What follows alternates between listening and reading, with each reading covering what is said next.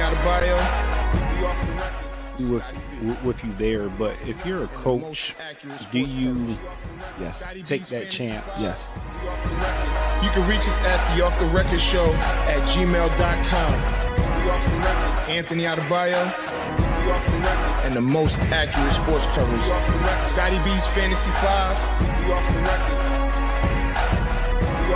We're different from any other sport. His sophomore year. Comes back and says, you know what? And your boy, Scotty B.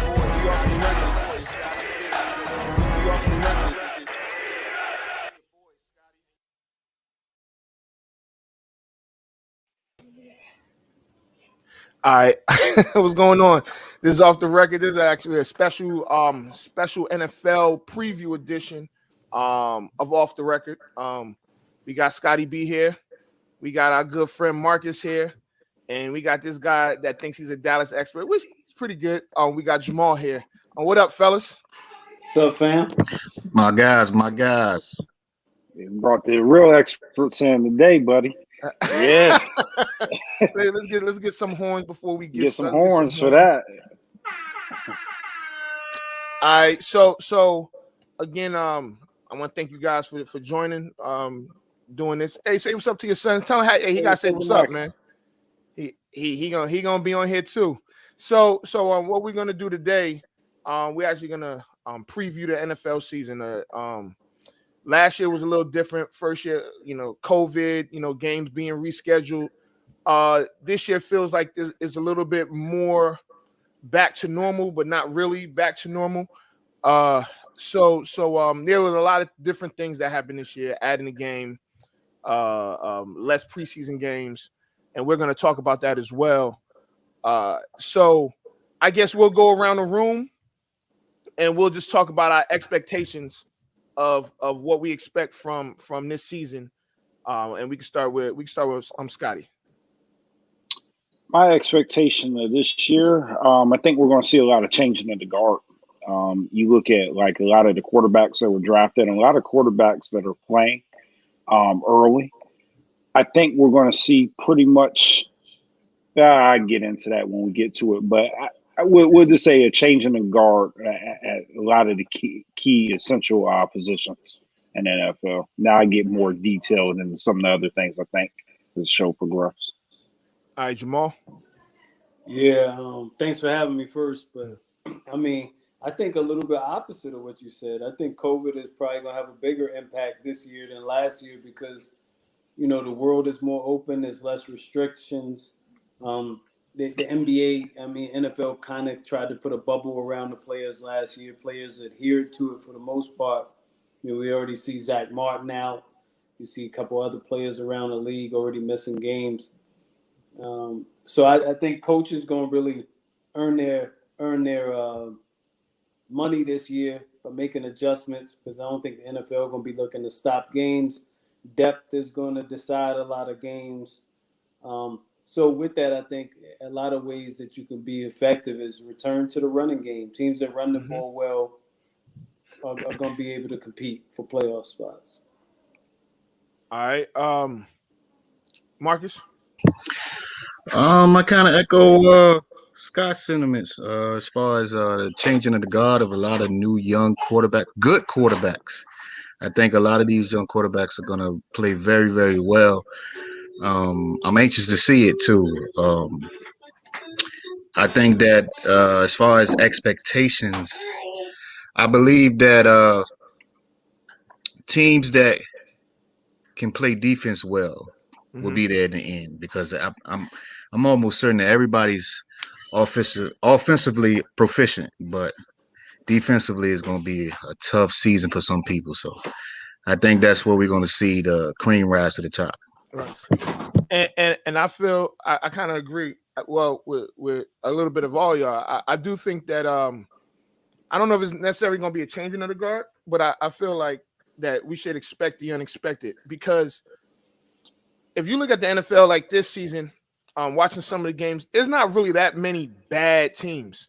I think that like you look at Houston, may be the worst team in the league, and they'll probably still be competitive. But there's not really like some of your normal teams that are just stinking it up. Like even the Lions. The Lions look to they got Jared Goff, and they may not win 7-8 games, but their games should be competitive with the pieces that they have, and I think that we'll see a lot more closer games than we have in the past as a collective. I don't believe that there'll be a lot of blowouts this year.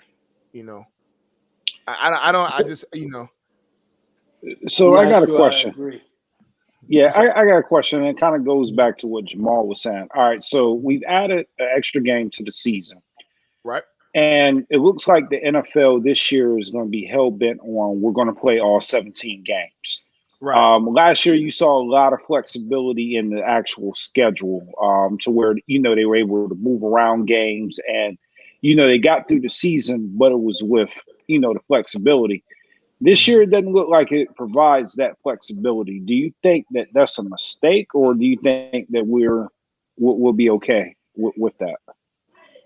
Well, I think it's showing more and more, and it's wise for fans to accept the fact that it's a business. So mistake or not, the show goes on, right? They got this force du jour rule in the NBA, and I'm sure it applies to CBA as well.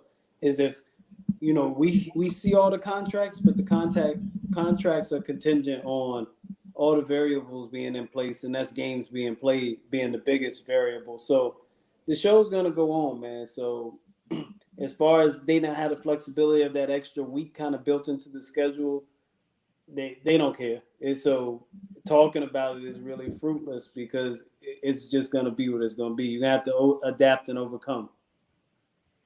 Yeah, I agree with that as well. They also implemented the forfeit rule. Right. So I think that they took out the flexibility for that reason. So it may be a game where somebody loses, but they never played. Yeah. It's a business. Yeah.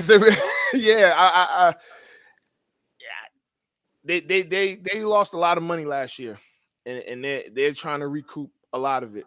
And like Jamal said, it's a business, and they don't care about the flexibility. Honestly, I think that last year, I think they were flexible, just not necessarily because they were flexible because they wanted to get the TV money. They didn't have any fans.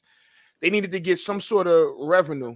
So I think it was. I mean, and honestly, it was kind of cool having a game on a Tuesday and a Wednesday. We watched it. I believe it was the Pittsburgh game before we recorded last year. So I mean, it was different, but they not hearing that again. They got fans in the stands now, and it is what it is. So all you guys. Sorry, Scotty. Oh no, you're fine. To all you guys' point, I do agree it has becoming more. I mean, it's always been a business, but what's standing out to me is the push to have your team 100% vaccinated. I don't know if you guys have been noticing that, but a lot of teams have been reporting, yeah, we're at 100%, we're at 90%, and I would have thought that they would have allowed each team like some more roster spots, to accommodate for them kind of pushing through the season. But it appears that they're not giving the teams extra roster spots. They're kind of forcing them, hey, push your players to be vaccinated so that they don't have to stay in the protocol as long, and it has little impact to the business. That's what I'm at least seeing from my outlook. I was wondering if you guys were feeling the same way. Well, they did give more roster spots. They just did it last year, and it's on the practice squad, and then they've relaxed the practice squad rules. I mean, you got veterans on the practice squad now, vested veterans. I mean, Brandon Carr was on the Cowboys practice squad to start the year last year. So I think they are able to carry 16 on the practice squad now, plus the 53. So they either 69 or 70, then your pups, then your IRs designated to come. I think the Cowboys have like 77 people on the roster right now. So they have made some accommodations for the fact that COVID is there. It's just one of the serious things about the NFL is because of the way college translates to the NFL is offensive line depth is almost non-existent in the NFL. Right. So I hear every team, we need a swing tackle. If you had a swing tackle, he'd be a starter on one of the other teams because it's just a limited supply. So it kind of goes in general, Scotty, that depth is just hard to come by. So when COVID rips through your team, to your point, if you're vaccinated, the shorter protocol, the faster you can get back on the field. And I think they said that the league average is up to 93% vaccinated now. And you have a lot of guys that were against getting vaccinated that are starting to come around, and I think it was a lot of people. I mean, you don't have Cole Beasley. I don't think Cole Beasley's ever going to get vaccinated. I think at this point it's just because he doesn't care. He's just, the privilege just runs wild with that guy. but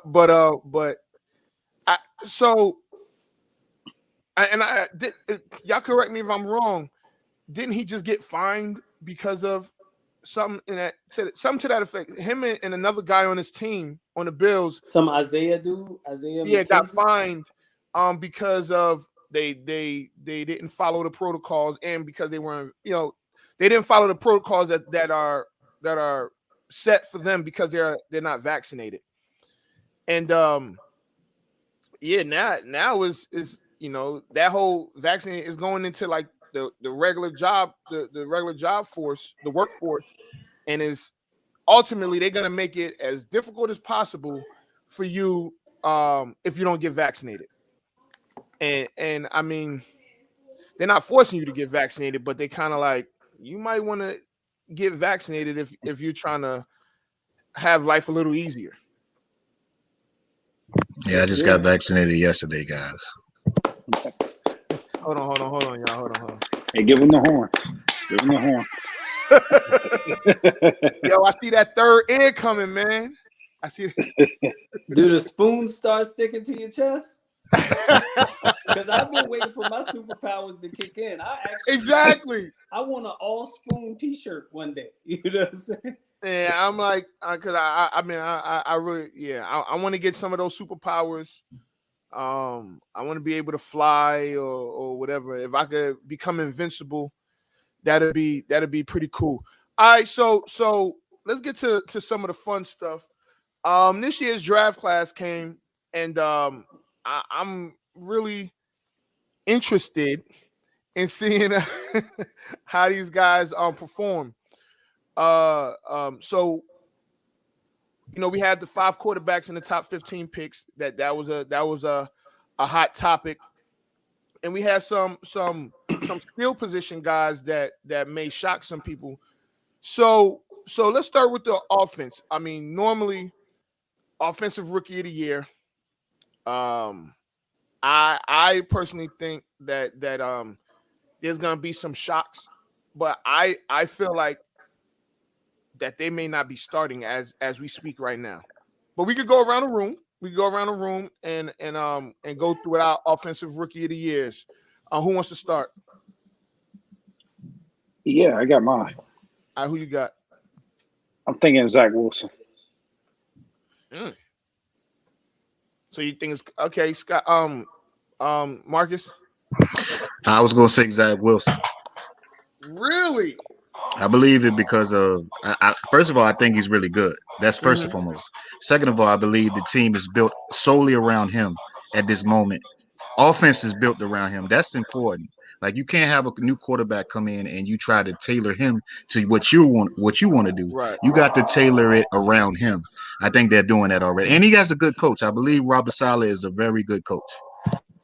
So I think offensive rookie of the year is likely going to be Najee Harris, because I think the if you can impact winning, Zach Wilson's 4-12. I mean 4-13, something in that area. None of the rookie quarterbacks, aside from Trey Lance, really went to a winning situation, one that appears they could be immediate winners. So with that, I think if Najee can get 1,100 yards, 9 touchdowns, and they win 11 games, I think he'll he'll have the nod for Offensive Rookie of the Year. But you know, it'll be interesting to see. Are we doing this today, Jamal? No. This is what we're doing today. I just said interesting, and you didn't even give me a reaction. I was a little upset, but I was angry again. So that's the second time in 3 days that I've been angry. We'll talk about the other reason a little later on why I was angry. So so is it 2 syllables or 3? It's 3, not 4. It's 3, not 4. Yes. Okay. All right. So I actually feel like the Offensive Rookie of the Year is going to be Justin Fields. I think that Justin Fields will be I feel like he'll be the starter before September's out, and I think that he's gonna take the city of Chicago by storm. So I disagree one thing with you, Jamal. Justin Fields is going. I mean, the Bears were a playoff team last year. They still have a good defense, and the O line is bad, but they have some weapons, you know. So you think a rookie quarterback can overcome not a bad but terrible offensive line? Well, possibly, because he could. So they'll have to do some things like move him around, and he can move a lot better than Andy Dalton can.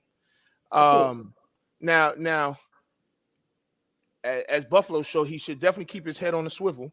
But I believe that was just a miscommunication.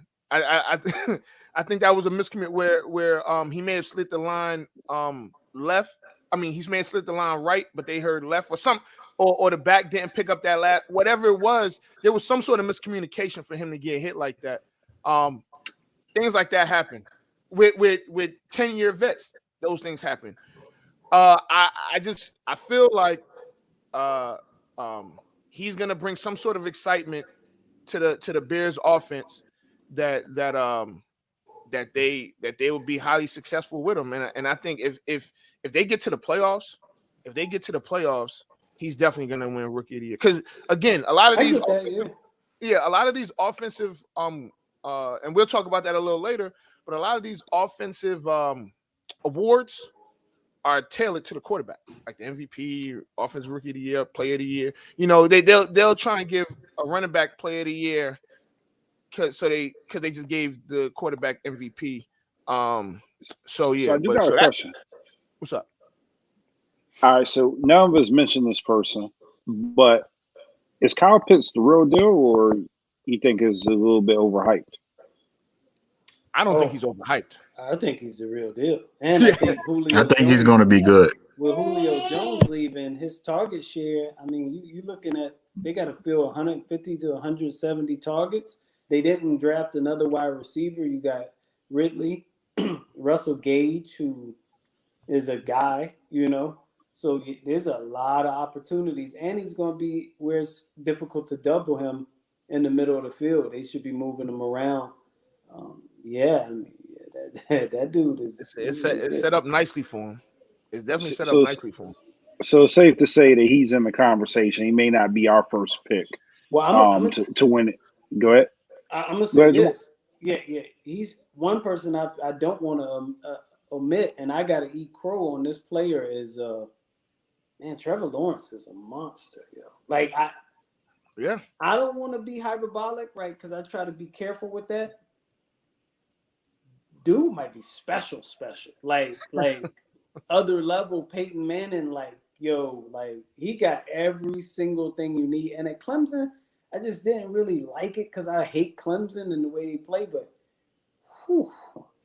that dude he's different. He's looked the times that the 2 games, the Saints game and the Cowboys game, he's looked really damn good. Now it was his ones against other teams, 3s and 4s. Right, yeah, I get that, but it's certain things that you see, like he just looked comfortable. Yeah, you know, he looked comfortable, and it wouldn't matter if he was going to get up against 1s, 2s, 3s, or 4s. I mean, he looked like he belonged, and like so.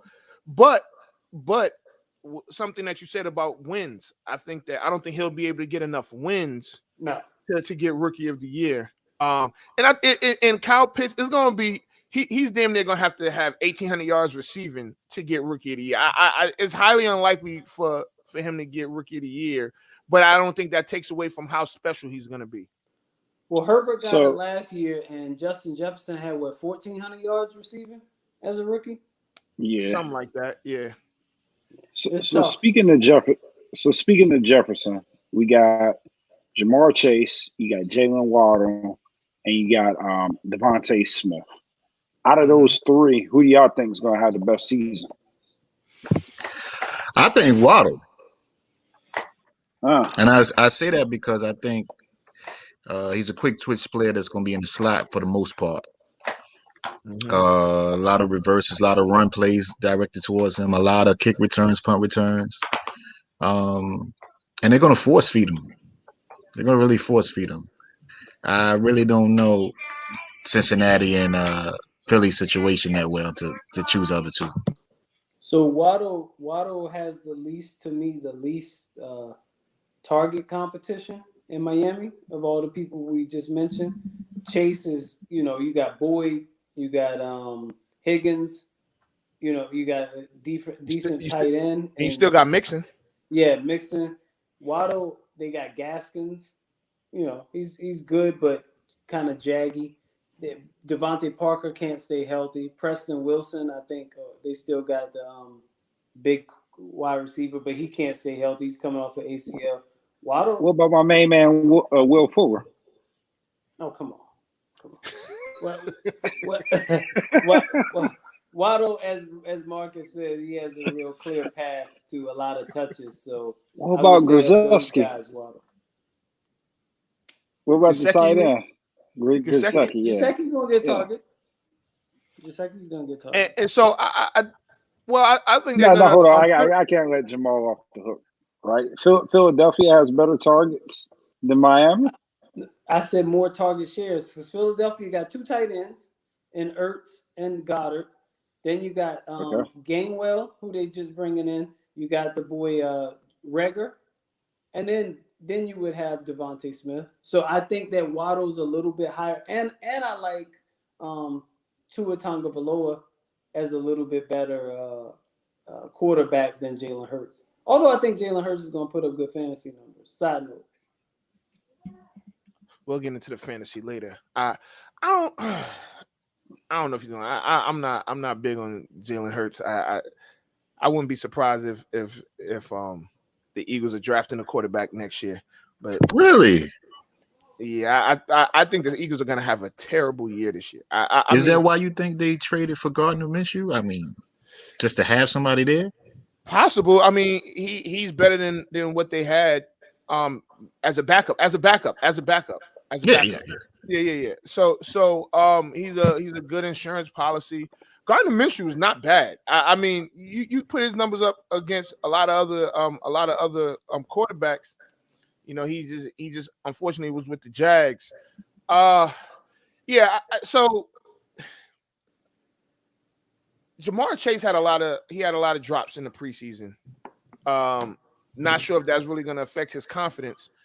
I think Waddle. So I was big on Tua last year, and I said I was draft him when he got drafted. He was overly big. No. And you guys, we talked about this. So we weren't comparing the stats. So he was getting wins, all right. But again, this was the main argument. The main argument was I said I would still draft Tua at 5. And I would. Even after what you've seen from Justin Herbert. Here's the thing. Herbert probably wouldn't have been available at 5 after what we've seen. Herbert shouldn't have been going into his junior year. Herbert was considered the number 1 pick, and then he was a top 2 because of Tua. But Herbert stayed. He might have stayed in school a little, and it may have helped him in the long run. But he may have stayed in school a little too long because that before his last season at Oregon, everybody, Justin Herbert, and then he had somewhat of a down year. But Herbert shouldn't have been at 6. He shouldn't have been at 6. No, you redraft. Herbert goes 1. Herbert's better. I don't know about that one. I don't know. In the redraft, he does go 1. Better than Joe Burrow, yeah. Yeah. You don't have the. Hey, we this gotta talk. again, guys. Are we gonna do this again? Hey, you got to talk about it. I mean, from Let's what I do it. saw from Justin Herbert, I think I take him number one. He's got a stronger arm. He's got more mobility. I mean, there's nothing that Burrow does better than Justin Herbert. And Burrow had a arsenal at LSU. So hold He on. could throw a screen and them boys and a take pro that thing 90 yards. Y'all do know before Burrow got hurt, he had a lot of yards. Y'all. Let's not act like volume. You know, and he may have won a few more games. Now, some may say the Chargers have one of the best offenses in the league, one of the best O-lines in the league. No. They now they have one of the best offensive lines because it's retooled. Yeah, okay, but he had weapons. You got Keenan Allen, and you had what's the Mike the Williams boy on the other end, but you got one receiver. Don't do that. He had running backs. Hunter Henry is achieved more in name than on-field production. Let's not go there. He's a hot name that does very little on the field and stays injured a lot. He's had some flashes to where you would assume that he's that guy, but that's why he's in the Patriot uniform now. He's injured now. He's not. Yeah, he's not that boy like that. Let's not go there. I mean, Eckler had a heck of a year last year, and I'll give him that. He catches the ball really well out of the backfield, so he's going to be an addition. But let's not act like it's Hunter Henry kind of looks like Tom Brady a little bit. Yeah, but let's not act like he's had a whole bunch of weapons out there. He had weapons, man. He had weapons. I mean, so you're saying that the Bengals last year had more weapons than the Chargers? I think most people would say that Mixon is equal. Okay, I go with that. Equal is cool, but to say like Joe Burrow was like, if we're talking numbers, Joe Burrow was putting up numbers before he got hurt. Well, the question is, and so you're saying redrafting. So we're not going to include the year he had at LSU. I mean, we have to keep that into. No, a redraft you wouldn't. A redraft you take all the well, you can take that also, but all the information you have, which includes their abilities in the NFL. I mean, they had nearly the same completion percentage. Justin Herbert's rating was 10 points higher. Justin Herbert clearly has a stronger arm. Yards per completion are higher.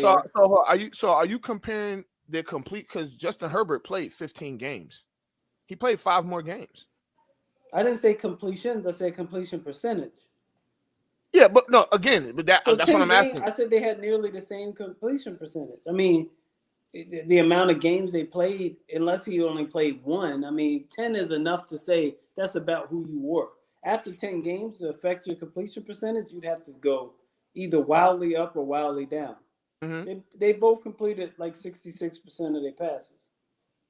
It's just Herbert is pushing the ball down the field more efficiently than is Joe Burrow. And I'm not saying Joe Burrow is probably still top 5, but I think Herbert would be number 1 if you did a redraft. You got to go into like San Diego every time. Yeah, and if you look at San Diego, you look at the games that they lost. There's no team in San Diego. I mean, not San Diego, but LA. God damn it. but anyway, they're only 14 plays away from being a playoff team. A lot of Justin Herbert's mistakes for that team had to do with the coaching staff. It wasn't his fault. He would have more wins had Anthony Lynn and some of those guys put him in better situation. I mean, heck, they was about to sit this guy. It took a doctor, puncturing Tyrod Taylor's lung for this guy to get him on the field. They sabotaged Tyrod. They saw Herbert in practice. Tyrod wrong, man. They should have just sat him on the bench. They ain't had to damn near. They punctured that man's lung. They But punctured his lung so that Anthony Lynn could see that no, this is your guy. Like, you need to play him. all right, so look, let's take a quick break. And come back because I got a little bit more to say about this. Justin Herbert, Joe Burrow. Do they play each other? We need to find out if they play each other this year. But we're gonna take a quick break. This is Off the Record. I'm Anthony Adebayo. That's Scott, Marcus, Jamal, and Micah. It's Micah, right? Not Makai. Micah. Yeah. Because he is special guest.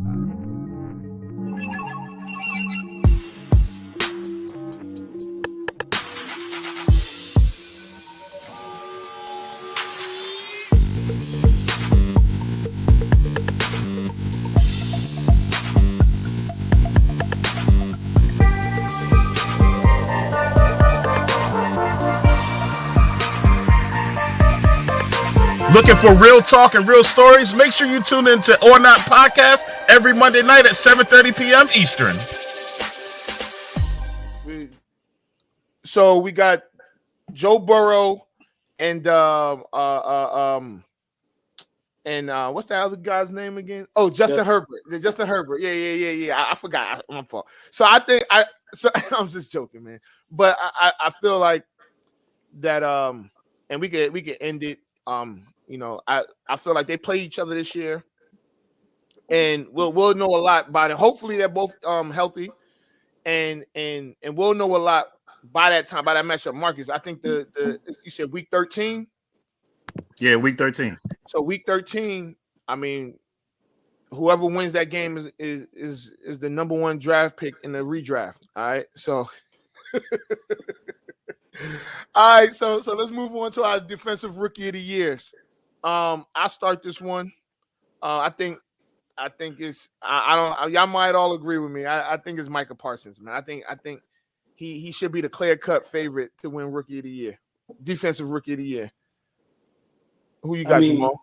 I mean, obviously he's gonna be he's gonna have a lot of opportunity to shine, being that he's a moving piece in the front seven.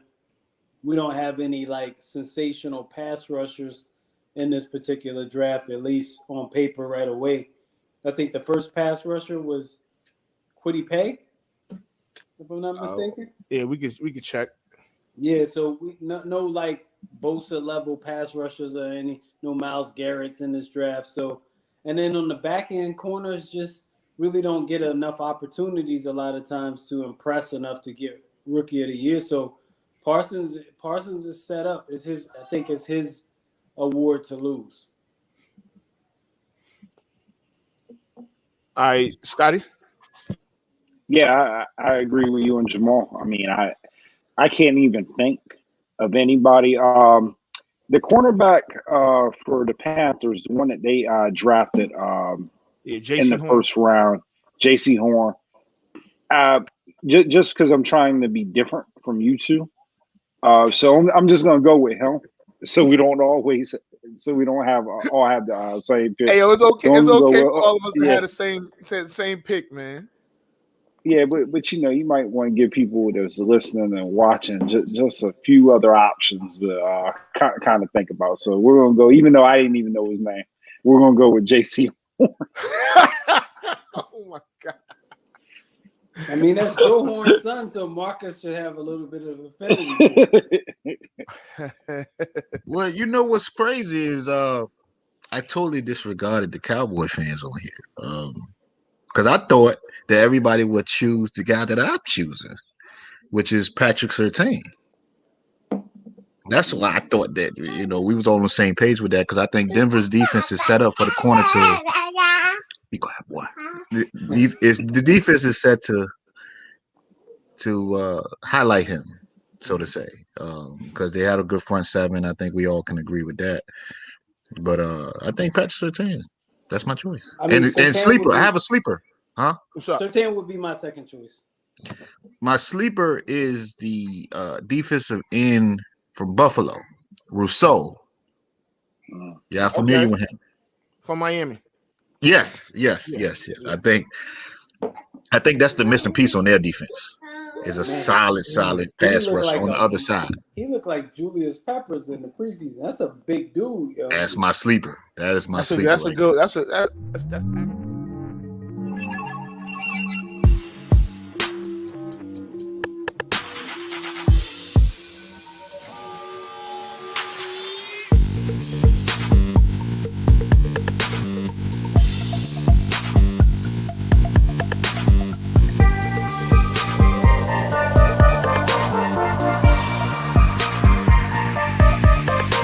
Looking for real talk and real stories? Make sure you tune in to Or Not Podcast every Monday night at 7:30 p.m. Eastern.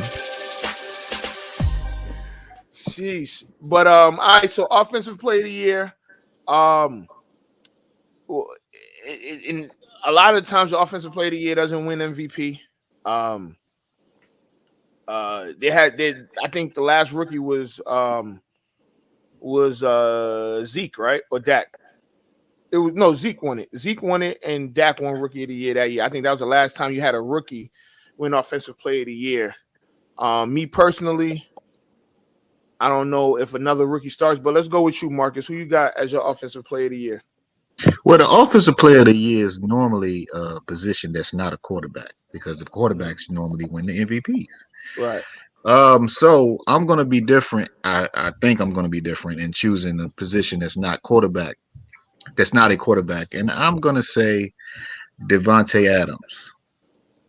I think he's going to get heavy targets. It's kind of like the swan song in Green Bay for Aaron Rodgers. I mean, he's going to throw it to his friend, So I think Devontae Adams is going to have a monster year. Devontae Adams. Jamal, who you got? Alvin Kamara.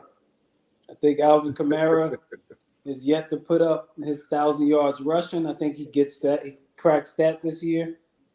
I think that to limit Jameis's mistakes, they dial back their passing. They probably want to pass the ball about 26 times a game instead of 35. I think he catches his 80 to 90 balls, gets in the end zone. I think he has his Christian McCaffrey year. Maybe not the 1,500 rushing yards, probably closer to 1,200. You think he has 1,000? 1,000? Yeah, that's what I was about to ask you. Yeah. I'm kind of scared of what Scott's about to say, yo. I'm a little nervous on what Scott. Who you got, yo? I am nervous as to who he's about to say. Yeah, I want to follow suit and say Christian McCaffrey. I think this is the year that he goes back to being the dominant back, and hopefully I can profit from Christian McCaffrey and the good year that he's about to have. Oh, hold on.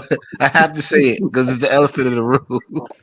It's the elephant in the room, so I have to say it because we're all in a fantasy league together, and we all named each other's first round picks.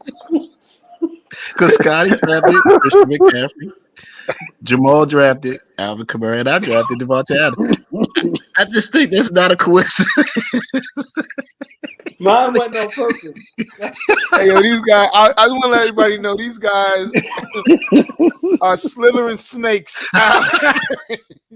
So I'm actually different. I don't even remember. You have a good draft? Was. Huh? No, I had a good draft. But I actually went Josh Allen. I think that Josh Allen is I think he's gonna put up better numbers than he did last year, but I don't think it's gonna be enough to get him MVP. But I think that he's gonna win play the I don't see him regressing at all. They added a couple pieces, and I think that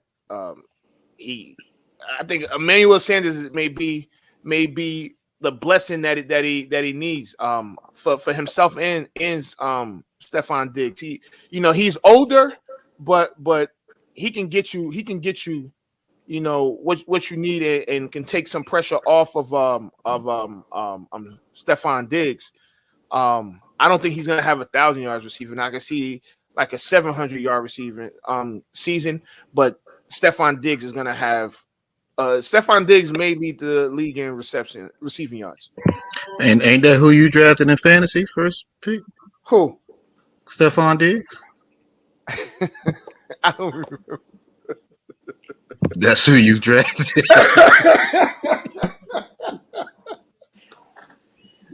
So you know, this is first of all, this is not about me. This is not about me. This is about. This is about This ain't about me. It ain't about Stephon Diggs either. This is about Josh Allen getting offensive player of the year. But anyway, so I do like y'all picks though. Now the one that I do question is Christian McCaffrey, because I mean, is he gonna finish the season? And I mean that's for anybody, you know. But he may have the biggest workload out of.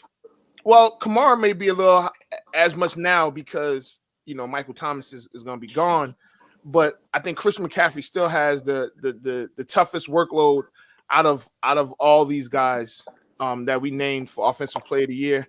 So that if I had to question one, it would be McCaffrey. Oh, absolutely. I think most people are going to doubt whether or not he's going to stay healthy. I mean, last year, he was. Bruised up pretty bad just off of a couple of games. Now, when he played, he was still dominant. But to everybody's point, is he going to stay healthy? That's the magic question. Right. All right. So I guess we should go to Defensive Player of the Year before we take a break. Who want to go first? I could go first if y'all want me to. Go ahead, Jamal. So look. Nobody can say Aaron Donald. That's who I was going to say. I mean, if it ain't broke, nobody don't fix can it. say. Yeah, nobody can say Aaron Donald. Let him go, Aaron Donald. That's fine. I mean, that's. Because I got a feeling we all could really say Aaron Donald. I don't have Aaron Donald winning Defensive Player of the Year this year. So my defensive I player just of the changed year, mine. If we're not gonna say Aaron Donald, go who you think it is. Go who you think is gonna win it. Well, I mean, he biased me now. I don't want to say Aaron Donald. I feel like Joey Bosa is. I think Joey Bosa. Well, I don't want to ruin anything, but I think Joey Bosa is really playing for his reputation. He's been injured a little bit. I think that they're going to be up in games because of Herbert. I think he's going to get after the quarterback. Melvin Ingram's gone.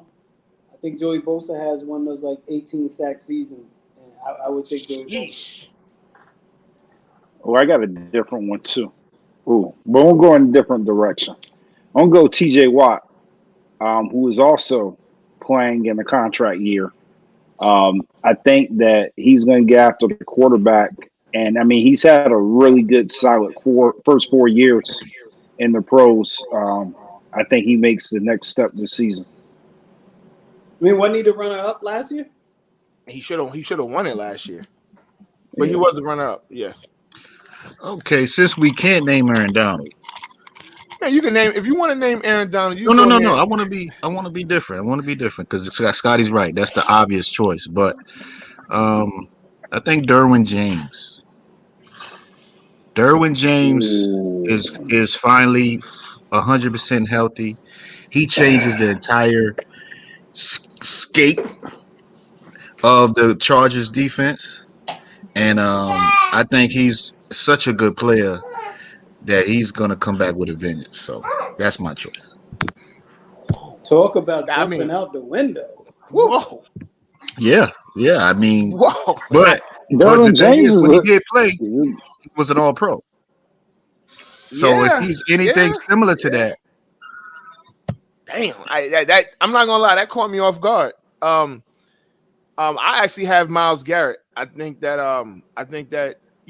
adding Clowney is going to be the best thing that happened to his career. That just takes a ton of pressure. You can't double him, and and That's a good pick, man. Yeah, I think Myles Garrett is gonna have a career year. And I think he's just gonna jump off the screen. I mean, he's already, he was the number one pick, but I think he's gonna jump off the screen this year when you're watching Browns games. And I got Myles Garrett as the defensive player of the year. That's a good pick, but I don't think it has anything to do with Clowney. Clowney is so overrated, man. So you think I think he's a good. Clowney's gonna command attention. They got him playing defensive. They got him playing defensive tackle. By the way, they've given up on him winning the edge. He's playing defensive tackle, trying to beat guards. Hey man, get it how you can get it. So we're gonna take a quick break and come back and finish our individual awards with the comeback player of the year, the MVP, and a coach of the year. All right. This is Off the Record. I'm Anthony Adebayo. Damn, Scotty B. Boy, Scotty B. I didn't know if he was going to introduce everybody like you've been doing. It's been throwing me off. All right, my bad. I apologize. We'll be back.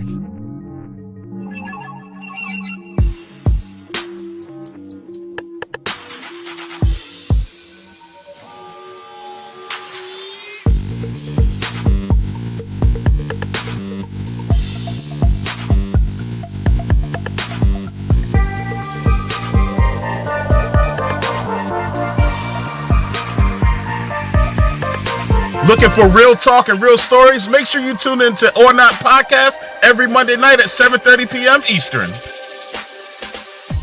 All right, so welcome back. All right, comeback player of the year. This is gonna be interesting. And I want to see what everybody. He didn't even hear me, so it's cool. I heard you. Interesting. You just keep making up new words. It's okay. I want to see what everybody going with. Scott, you haven't started us off yet. So who you got as your comeback player of the year?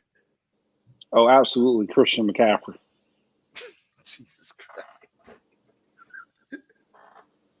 Are you being serious? Right. Yeah. Okay. Definitely going to be serious. So your number one pick. Okay. Jamal, who you got? So it's always been a weird award for me, right? Because I don't know like how many games you had to miss to be comeback player of the year. Like, did you need to miss the whole season, halfway?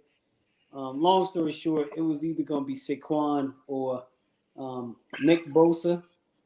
I'm going to go with Nick Bosa just because, I mean, he's so defiant. He's a trumper. He don't give a damn. And, as much as I dislike it, he can ball. That defense is loaded. I think it'll be Nick Bosa. So I got a Joey and a Nick winning, and I dislike both of them, but you just keep it real for sports. I got Dak Prescott. I mean, I think Dak is gonna be in contention to win MVP, and I got Dak winning. I mean, it's I had a conversation with Jamal, not necessarily about that, but one thing that he told me is that Cowboys don't really win individual awards like that. But I think that if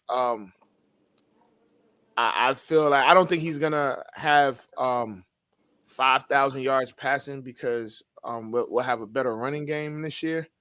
But I see Dak Prescott as the comeback player of the year this year. And you know why I said that real quick before the other two gentlemen go? Is they just don't won. But 2014, Tony Romo should have been the MVP. But they already made their mind up early in the year that it was going to Aaron Rodgers, and they just down the stretch, he played perfect football. He got his team to playoffs, 11 victories. And once he didn't win it that year, I recognized Cowboys. Was that the relax? That was the relax year? That was the relax year? Or was that 2014? So. Yeah. There's too much bias in the media for and against the Cowboys for a Cowboys player to win national awards. Well, I mean, they got Rookie of the Year and Player of the Year. Yeah, So, but in they had to be 2016. so much better than everybody else, like off the charts better. Romo was, 13-3. Romo was amazing. Yeah, sorry though. You up, Marcus? Jameis Winston. Jesus Christ. Jameis Winston. I mean, what better story? Could you imagine the movie?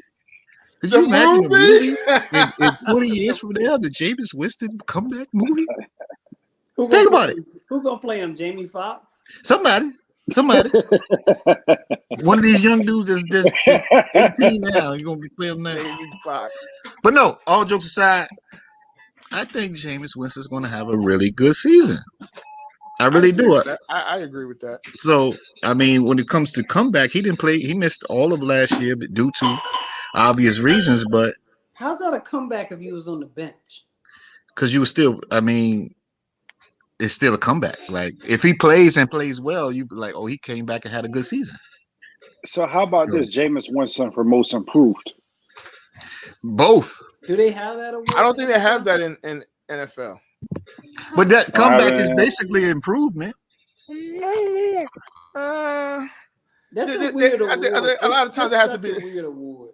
Yeah, I think a lot of times it's somebody that was hurt and comes back from. It's just an inspiration. It's like it's like inspiration, like the Jimmy V Award. It's very inspirational. So let me ask y'all a question. Do y'all want to go MVP or Coach of the Year? I think we should go Coach of the Year. Coach of the Year. Who you got, Scott? I would love to be a homer and say Kyle Shanahan. Mm-hmm. But I'm going to be realistic. I think Andy Reid is going to be the Coach of the Year. For some reason, I have a weird feeling the Chiefs are going to be on a tear, and they're going to avenge their Super Bowl loss this year. Okay. Well, I have gone a different way. I think it's going to come out of the NFC. And if I feel how this goes, I think that Matt Nagy will get Coach of the Year. I think that listen, and I'll explain,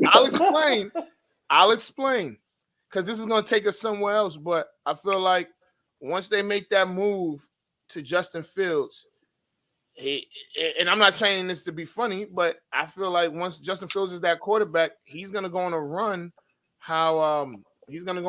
like how Dak Prescott did in 2016. And at that point, you ain't going to have no choice but to give it to Matt Nagy. Because, one, he's coaching for his life right now. And I don't think he's the best, but you got to say something of a guy that can take Mitch Trubisky, have Mitch Trubisky as his quarterback, and Nick Foles, and still find a way to get into the playoffs. And you got two better quarterbacks. Like Andy Dalton was better than both of them last year, right? And so you got Justin Fields, who I feel is my offensive rookie of the year. Once you make that switch, I think it could click. And again, these are just predictions. I ain't, it is what it is. But I have Matt Nagy as my Coach of the Year. Marcus, who you got? I don't know his name, so forgive me on that. But the Chargers coach. Who is the Chargers coach name? Does anybody know? Let me look it up. I forgot. Is it because he's a rookie head coach? Right.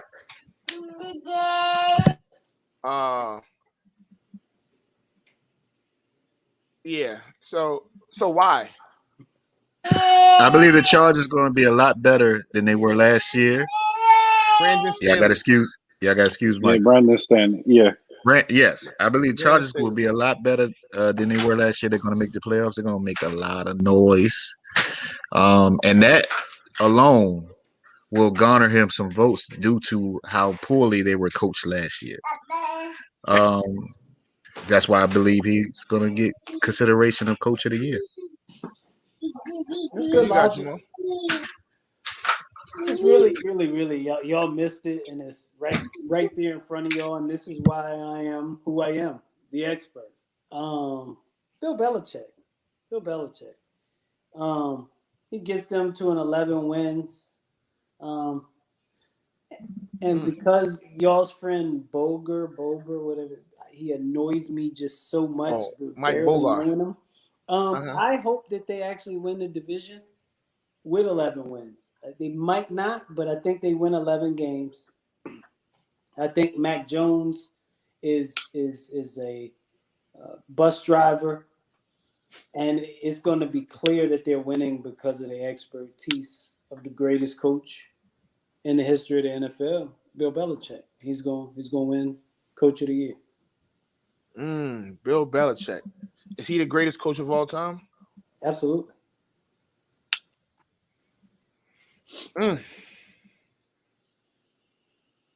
Wow. Okay. I mean, aside from y'all laughing at my pick, I think that those are some good picks. We all had different picks. Wow. Let's get to MVP. This is gonna be fun because I don't think none of y'all got who I got for MVP. Well, I'll start us off. Okay. I'm going to go with the quarterback who plays under my coach of the year, which is Justin Herbert. Yeah, I think Justin Herbert's going to have a monster year. That's my MVP. So you just really want to do this redraft and have him at number 1, huh? No, that ain't got nothing to do with you. This ain't about you. This ain't got nothing to do with you. Okay. This is my real opinion. This is what I really, really think. Okay. Like, I think Justin Herbert's going to have an extremely great year. Okay. What about you, Jamal? Patrick Mahomes. I think that Patrick Mahomes didn't regress by any stretch, but I think that Super Bowl, his weaknesses were a little bit highlighted, in so much that his inability or lack of willingness to step up into the pocket, he kept flushing right or left. I think he's going to be on a mission to correct that. I think Patrick Mahomes is going to have one of those close to 50 touchdown type seasons again. All right. I agree with Jamal. That Kansas City offensive line has been retooled. I think he's going to play like a man on fire, like a man that has a point to be proved. And I think Patrick Mahomes is going to be the MVP too. Well. I have to say that I agree. Patrick Mahomes is about to have he's about to have one of those years where it's like I feel like Patrick Mahomes is gonna have and I know Jamal has him as his quarterback, and I know he has Travis Kelce, who I have as my tight end in this fantasy league that we're talking about. And he's probably not going to get Travis Kelce because that's going to be his number 1 target, as well as, I feel like they lost that Super Bowl, and they are possessed to get that West. Since all 4 of us had AFC West as MVP, I have Kansas City winning that division by at least 2 games, at the least 2 games, and it may be more than that. I think they run away with that division. Yeah, I concur. I mean, they're going to win that division. I'm gonna go a step further. Kansas City, Raiders, Chargers, Broncos. Okay, I had Raiders at 3. I just flip flop Raiders and Chargers, but I think that yeah. Yeah, you got to go Kansas City on this one. You just have to. Yeah, I think that's the easiest division winner. Well, one of the easiest division winners that you could choose.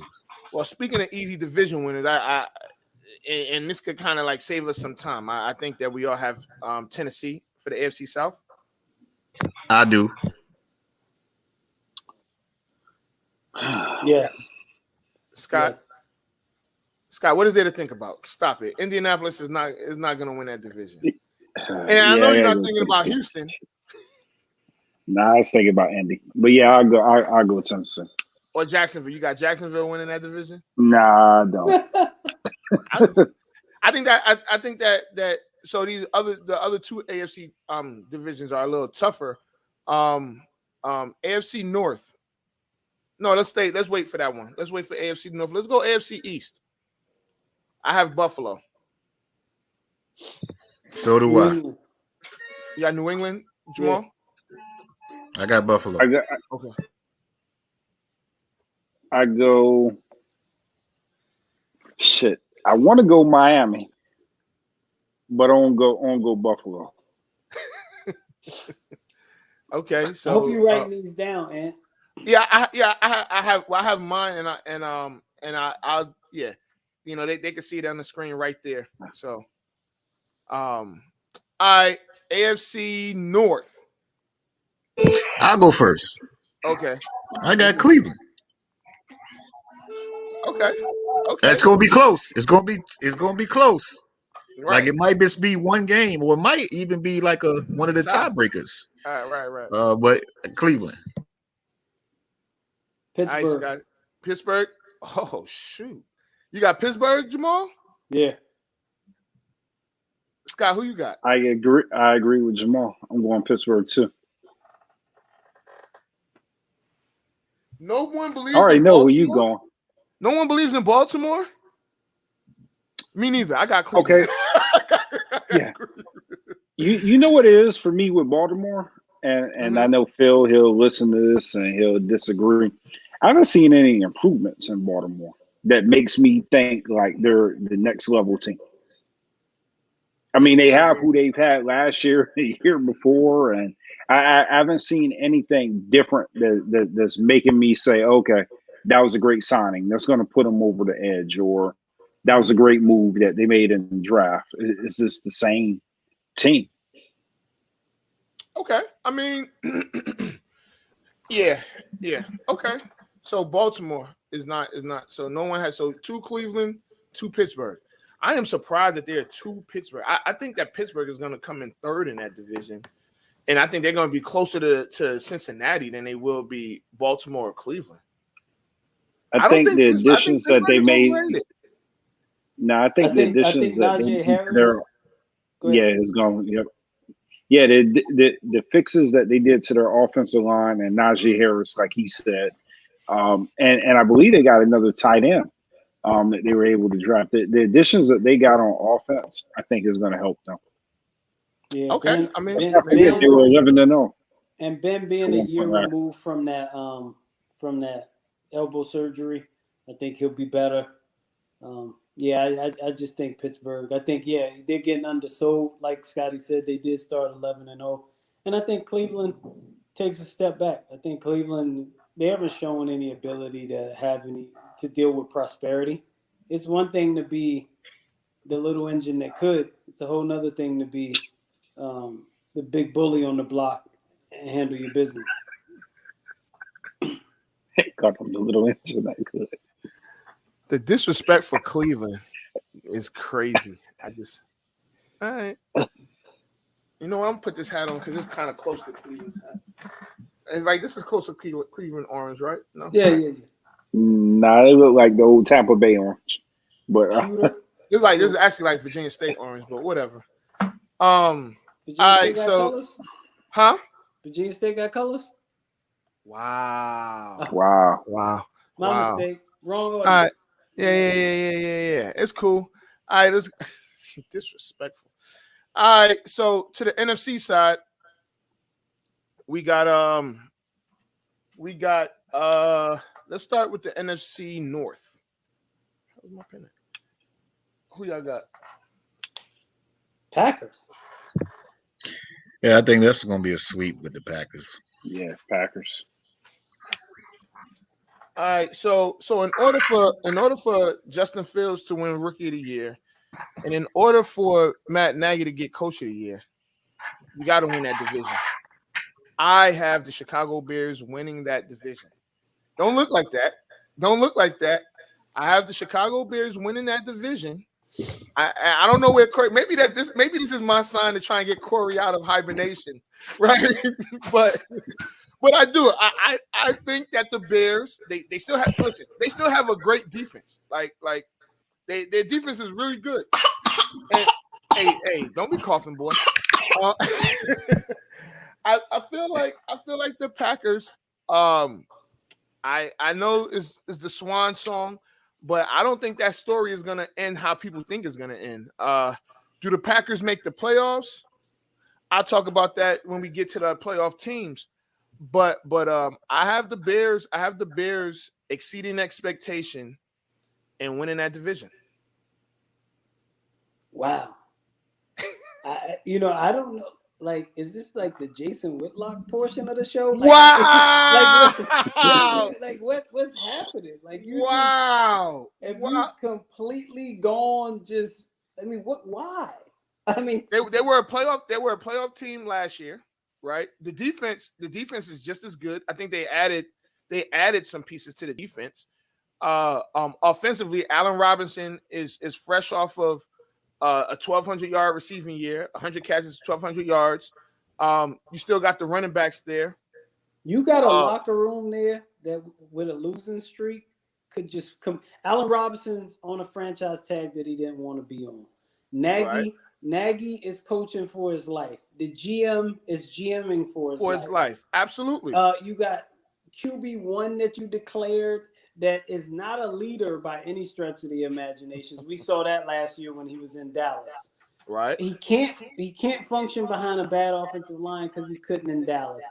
You might even have a worse offensive line than we were fielding last year in Chicago. There is no reasonable reason to think that team is going to be. I already told you my reasons. A division winner.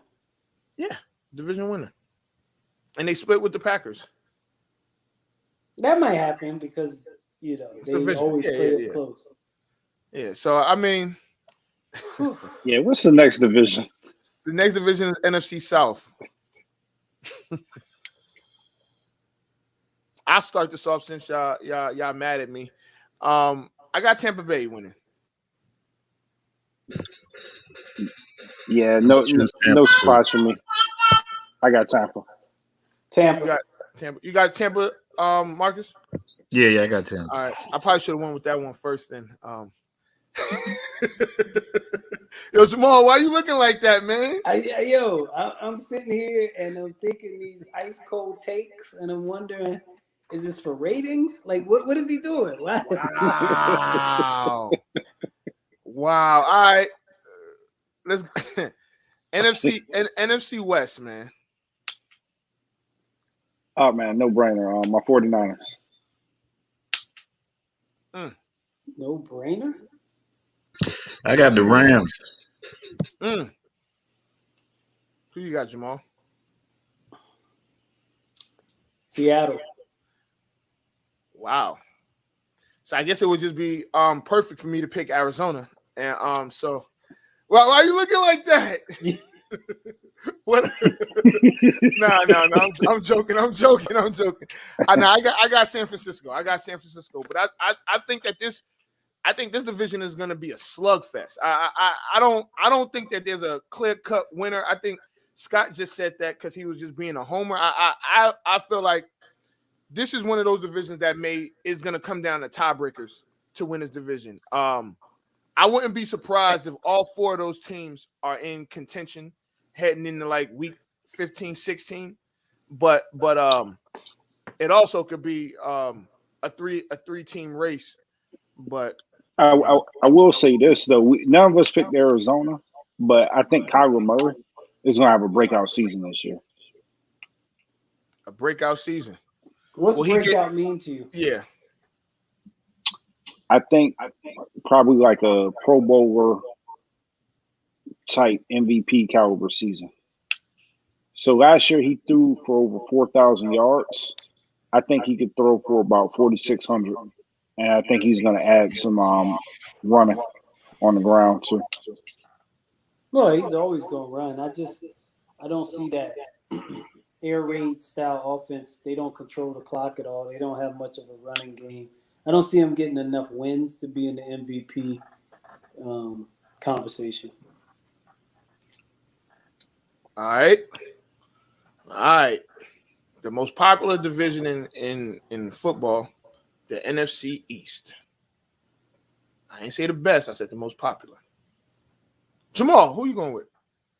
Dallas Cowboys. Marcus? Washington football team. Scotty? Come Dallas on. Cowboys. Thank I know. And I'm taking my talents to Irvington. Marcus, don't be mad, Marcus. The Cowboys. Hold on. We gotta dig deeper into this one. Absolutely. Let's go. Because all you gonna say is that D line is just no. I'm not just gonna say that. I think they have a better football team. So I gotta disagree there. So I think the Washington football team has a phenomenal defense. The offense is what I'm not sold on. And I don't know if they'll be able to stop a healthy Dallas Cowboys offense. Like, they've got all their pieces. I mean, good luck. Well, I think Washington can muddy up the game, sort of like how Cleveland can. They can muddy up the game, make it about the trenches, time of possession. I think their style of play that they're going to implement this year, I think will put them on top of that division. I'm not saying anything else, but of that division, yeah, I think their style of play will put them at the top of that division. So ultimately, for me, I have a hard time. Oh, I'm sorry. Just one last point. I have a hard time betting on Ryan Fitzpatrick. Yeah, I understood. I completely understand that. I just think Ron Rivera is a coach who's gonna keep everything in line. But that's just my opinion. Obviously, I'm the odd man out for this division because all three of you chose the Cowboys. But I just think they'll muddy up that game, and that's a game that Dallas can't play. They don't want to play that game. Not now. I ain't talking 2 years ago. I'm talking now. They don't want to play that now. So ultimately, if you got a $40 million quarterback and you believe in him, and the other team that you're contending with has Ryan Fitzpatrick as it'd be derelict to not choose the Cowboys. I mean, I honestly think the Giants before Washington football team, because at least they think they have a quarterback that they could build around. Fitzpatrick's never made the playoffs. He runs hot and cold. One thing they don't need to be doing is turning the ball over. And he's a turnover machine. As far as the trenches go, yeah, they're good. They're excellent. When healthy, the Cowboys' offensive line is still a formidable offensive line. Tyron Smith, Zach Martin, Leo Collins. But that's when healthy, because we're starting the season off missing the right side of the offensive line. But it's going to come down to Dak Prescott. And I'm not taking Ryan Fitzpatrick over Dak Prescott. I'm just not doing it. It's inappropriate. What I don't think it's going to come down to the quarterbacks. That's why I'm choosing the Washington football team. I don't think it's going to come back down. One last thing. People act like with this great D-line and all that they won 15 games last year. They won 7. And 2 of them was against us. We were depleted. With Andy Dalton, NFC North half co-champ quarterback, Look, we'll man, see. I think that I tend to agree with Jamal on this one. We've seen this Ryan Fitzpatrick show already. He's good. You give him 6 games. There's no coincidence that he was splitting time with a rookie last year. And I mean, Yeah, and again, that D line is probably one of the best in football, but I'm not sold on Washington's secondary. I'm not. You know, the linebackers are pretty good. I will give them that, but that secondary, I'm not sold on it.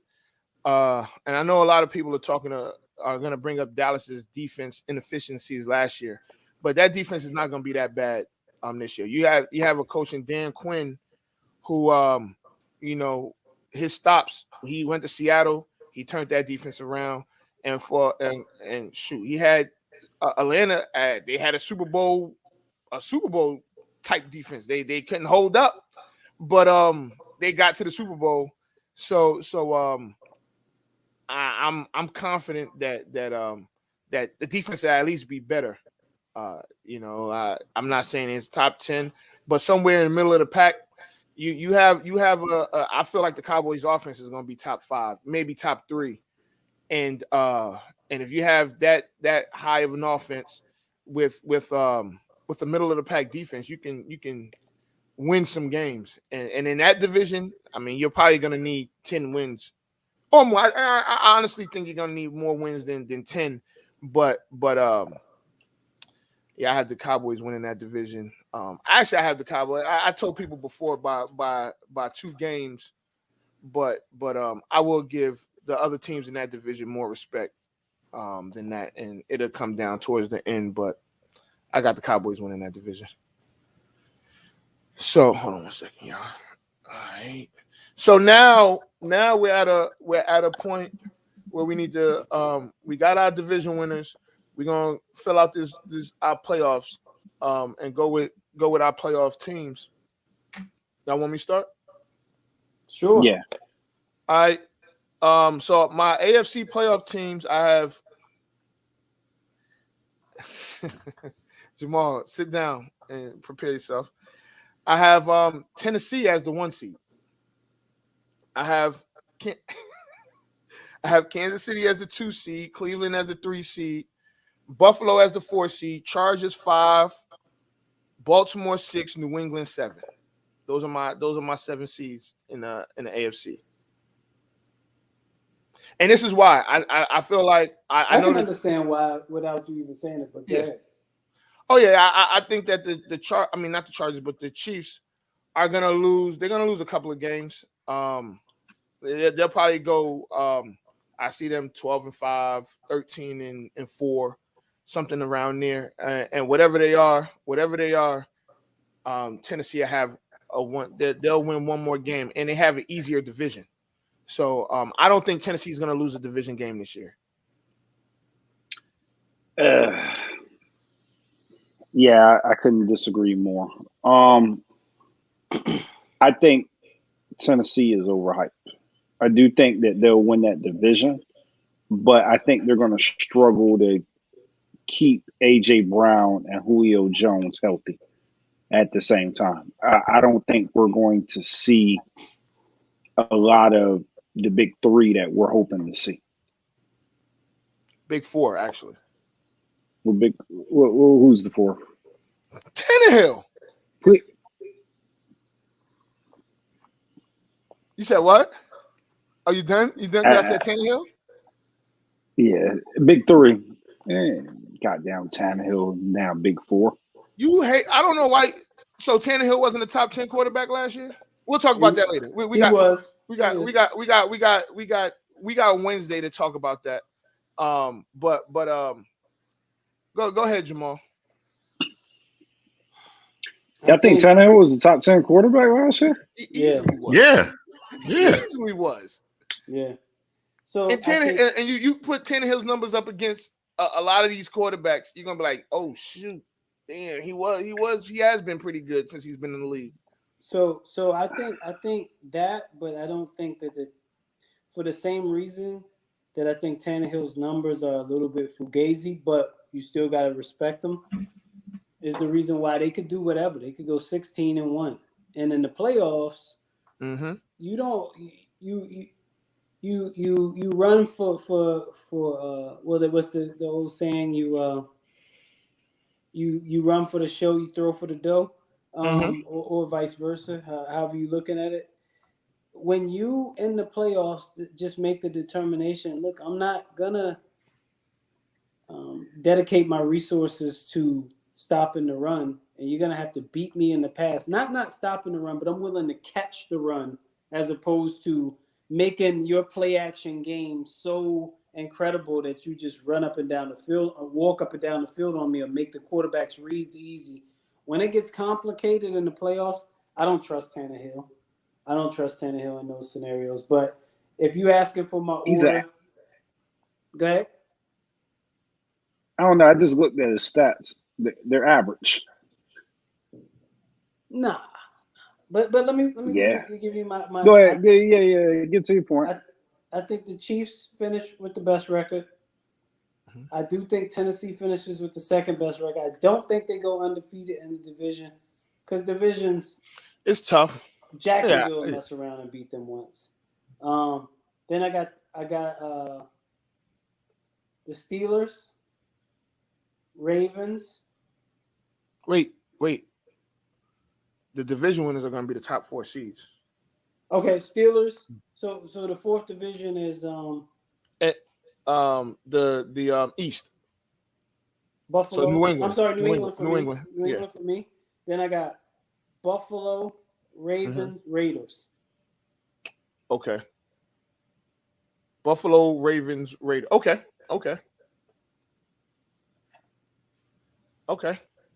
Marcus? You really like the Raiders this year.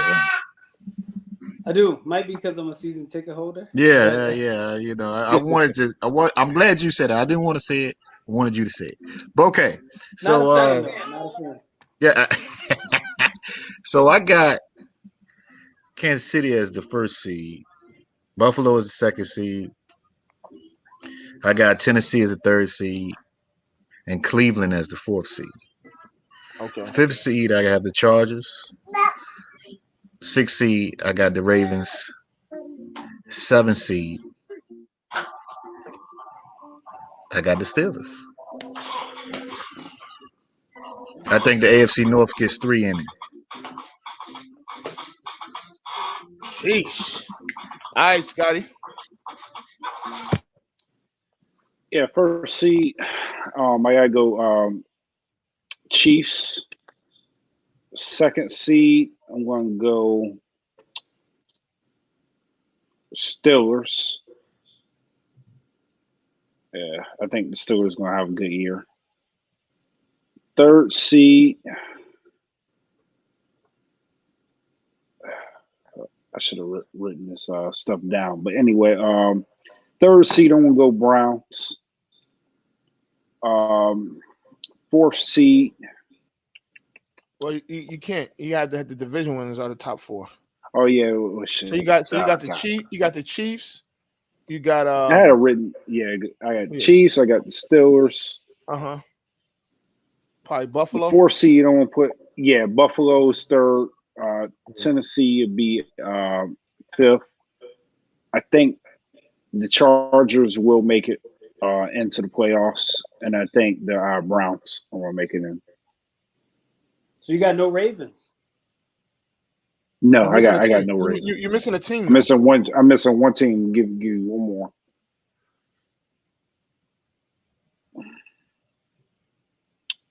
Miami.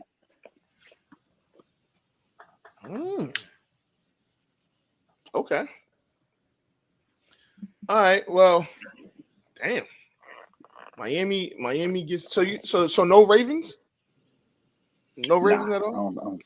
And to be clear, I'm tinkering on is Ravens or Cleveland, but because I said.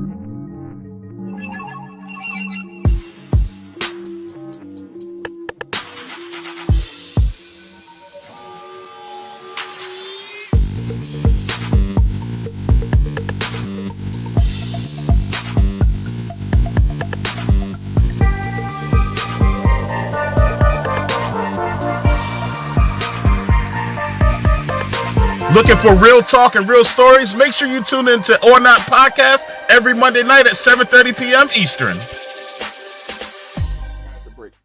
It don't matter. Go ahead. Yeah, all right. So Jamal. I got Tampa. Okay. I got Green Bay. Mm-hmm. I got Seattle and Dallas. Then I got the Rams, the Niners. Lean in, Marcus. Lean into the camera. I got the Saints as my last team. Yeah, you should.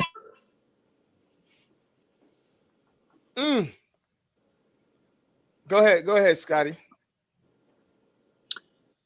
Surprisingly, I have the same. I just have because I've got the 49ers winning the NFC West. I've got them flip flopped from Jamal. So you got the Rams as the wild card. Yeah. Okay. I'll make my. So I was like Seattle was like I wasn't really too sold on Seattle, but I have Tampa as my 1, San Fran as my 2, Dallas as my 3, Chicago as my 4, Green Bay as my 5, the Saints as my 6. So at my 6th seed, it was between Washington and the Saints. I think their record's gonna be pretty close. But and as my 7th is the last is Seattle. I think Seattle gets the last seed. Marcus. 1, I have Green Bay because of the division. 2, I have the Tampa Bay. 3, I have the Rams. 4, I have Washington football team. 5, I have Seattle. 6, I have New Orleans. And 7, I have San Fran.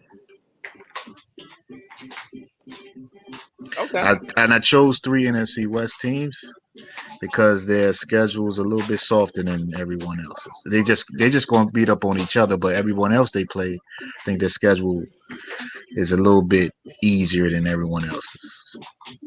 Okay. All right. All right. So this is what we'll do. We'll give our conference champions a conference championship game and our Super Bowl pick. So we'll go to the conference championship. Jamal, who you got in the conference in both conference championships? And you can say your Super Bowl pick. Say your Super Bowl pick also. So I got the Chiefs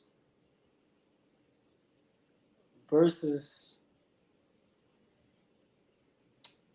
Pittsburgh. What? My bad. With the Chiefs winning. And then I have the Packers versus the 49ers. With the 49ers winning. I have a Super Bowl rematch from a few years back with the same results. The quest for 6 continues, and it falls short like it always does. That is like uber petty right there. That might be the pettiest thing I've seen. All right, Scott, who you got, man? Oh man. I'm almost scared that he's gonna try and out petty Jamal. Right? Nah, I think his AFC analysis was dead on. My 1 and 2 was Pittsburgh and the Chiefs, and that's ultimately who I think is going to meet in the AFC. I think the Chiefs are going to beat them.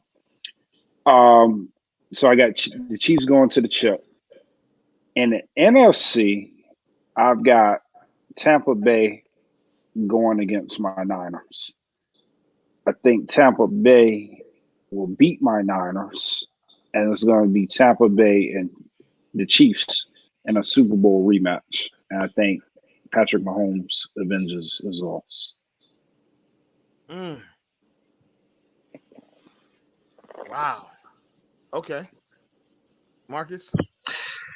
Ooh, Super Bowl rematch. Okay, I got the Chiefs and the Chargers in the AFC championship game. Chiefs edging them out. In the NFC championship game, I have the Rams versus Tampa. at this moment. I hate to choose Tampa. Y'all know I hate that, but got to be, my integrity has to say that. But I think that the Rams beat Tampa. And Kansas City versus the Rams in the Super Bowl. Kansas City wins. So the Super Bowl we should have got like a few years ago. Yeah. Eesh. All right. Well, jeez. So did Marcus have the Chargers winning the division over there? No, I had the Kansas City winning. Okay. I think Chargers gonna go on the road and make it to the AFC Championship. So you got them being a high enough seed to avoid Kansas City until the championship game. Right. Okay. Or just winning, so it does. Okay. Right. And we don't know how a seed is gonna work. I see what you're saying. Okay. All right. So I have Kansas City and Tennessee in my AFC Championship, and y'all could call me a homer all y'all want. I don't care. But I have Dallas versus Tampa in the NFC Championship. My bad. I know. I get it. I know. But I got Tampa winning, and I got Kansas City winning, and I have Kansas City as my Super Bowl champion. Wow. Dallas, really? I know that goes against everything we stand for. You got Dallas going to the NFC Championship? I think Dallas is going to go 12-5 this year. I've said this was interesting, fun, but interesting. This was good. There was some shock jock moments. I'm not gonna say. Wow! Oh my! I'm a guest. I hope I have some more guest opportunities. I respect Absolutely. the show. I admire the host. One of them is a shock jock, and his name is not Adi. Does not rhyme with Adi. I would like the audience to know that I am the only person on here that wasn't a homer today. Where was our homer, Marcus? Michael Parsons. But I was the only person. Jameis Winston as comeback player of the year. That's comeback player of the year. That's comeback. That's not a homer. That's not being homer. Like, you agreed with me. No, I didn't. You said you. That's a homer. Oh, I didn't say I was against being a homer, but I was still being objective, and I had Dak Prescott could easily win comeback player of the year. Well, yeah, he could. Yes, that's true. That's true. So can have a mediocre year and come back, huh? So can Jameis. It'd be tougher for Jameis because he was on the roster last year. And he played in the playoffs. He threw one pass. It was a touchdown. It was a touchdown. But yeah, man. Yeah, I really got. I think I'm offended that he called me a shock jock. I'm not. You should revoke his guest appearances from now on for defending the host. That was disrespectful. Scott probably agrees with him. Well, I think the Bears take is a little out there, but I will tell y'all this, right? Every year he does this. It flip flops between like the Bears and the Browns. I hate I've never been like a Bears fan. Like he says I'm an undercover Browns fan. So here's the thing. The year they got the year they struck Baker Mayfield's second season, I felt like they had an opportunity to do something what they did last year, right? But they didn't.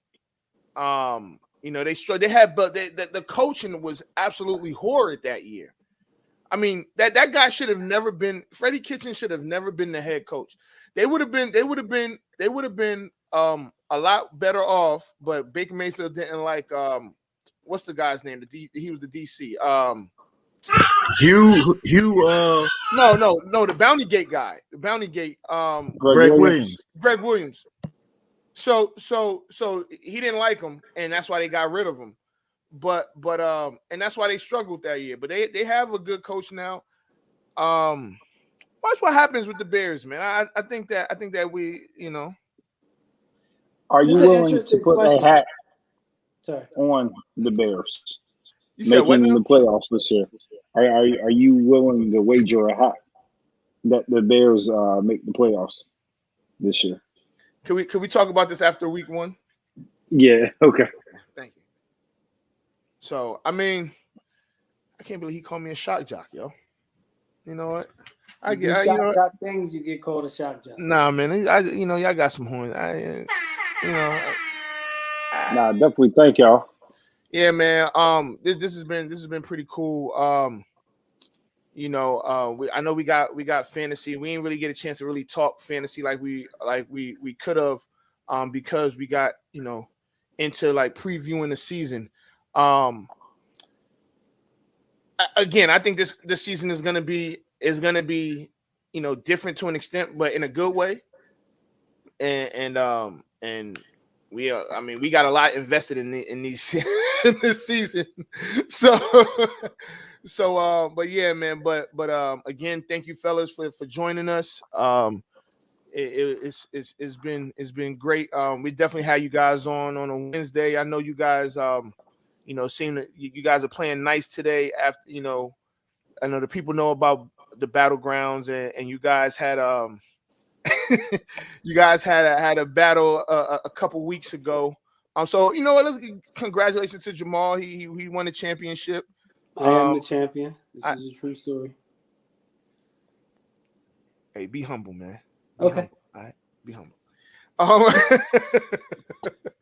But yeah, man. But again, we'll have you guys on again. And y'all can say y'all shock jockish type things, because I ain't no shock. I just I can't believe he called me a shock. I can't. Well, Scotty said you do this every year. I don't listen. Scotty's gonna say that because he wants to. He's gonna try. One, he's gonna try and get me riled up. Two, he's gonna try and get the. All he tries to do, what Scotty does, and he does it really well, is he finds a way to get the audience and everybody against me. So he has everybody. Everybody's always, anytime somebody comes on the show, they're always on Scott's side. And it is the dark skinned brothers on one side versus the. It is split, or at least on my screen. It's team melanin over here. You know what I mean? This is the same on my screen, It's unfortunately. melanin versus the suntan boys. You know what I'm saying? The suntan boys. You know what? I'm with you. You ain't no shock jock, yo. Oh, you know what? Light skin manipulations that Scotty deploys. Thank you, man. You finally realize Scott does this all the time, man, and he tries to turn. He tries to turn all the guests against me all the time. He tries to turn the guests against me. The audience he tries to turn against me. It never fails. And I'm about to start calling him Karen, because it's just crazy what he does, man. It's just ridiculous. And I get really emotional about this because it's just unfair, man. It's really unfair, and people don't realize it. You know what? It's cool, man. It's cool. We gotta. But again, so one thing I do want to do is have us in the same building, live in the same studio, whatever it is, and we talk sports like we normally do. But yeah, man. Y'all got anything to tell the people where they can find y'all? Any breaking news y'all got? Anything? Nothing? All right, cool. Find me on Battlegrounds, winning championships. Oh, Jesus. Yeah. All right. Yeah. All right. So this is Off the Record. I'm Anthony Adebayo. Well, Scott done took his AirPods out, so he's talking and we can't hear him. But that's your boy Scotty B. And now it sounds like he's in the Matrix. I don't know what is going on. But oh man, you know what? So let's get out of here. Marcus, thank you. Jamal, thank you. Peace out. It was a pleasure. Off the Record. And we out. We Off the Record. Anthony Adebayo. We Off the Record. with you there, but if you're a coach, do you take that chance? Yes. You can reach us at the Off the Record Show at gmail.com. Anthony Adebayo and the most accurate sports coverage. Scotty B's Fantasy 5. We're different from any other sport. His sophomore year. Comes back and says, you know what? And your boy, Scotty B.